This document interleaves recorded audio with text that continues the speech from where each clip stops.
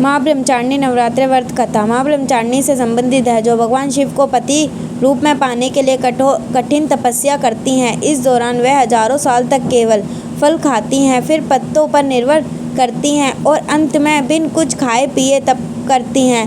उनकी इस तपस्या के कारण उन्हें ब्रह्मचारिणी कहा जाता है और इस कथा के पाठ से भक्तों को लंबी आयु, सुख, सौभाग्य और आलस्य, क्रोध, स्वार्थ जैसे दुर्वृत्तियों से मुक्ति मिलती है। माँ ब्रह्मचारिणी की तपस्या तथा ब्रह्मचारिणी देवी के रूप में माँ दुर्गा ने भगवान शिव को पति रूप में पाने के लिए कठोर तपस्या की थी।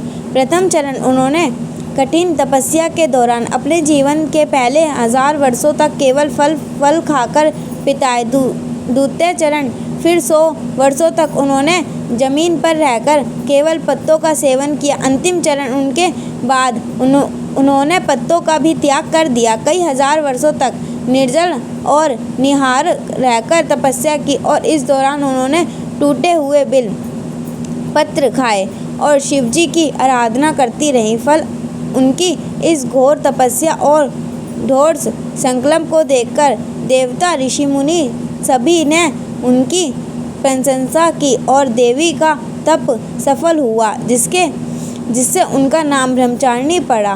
माँ ब्रह्मचारिणी की पूजा और उनकी कथा का पाठ करने वाले भक्तों को लंबी आयु, सुख, सौभाग्य की प्राप्ति होती है। साथ ही उनके आशीर्वाद से जीवन में असलता, क्रोध, स्वार्थ और ईर्ष्या जैसे दुर्वृत्ति दूर होती है। अगर आप भक्तों को यह माँ ब्रह्मचारिणी नवरात्रि व्रत कथा सुनकर पढ़कर अच्छी लगी हो तो चैनल को सब्सक्राइब करें।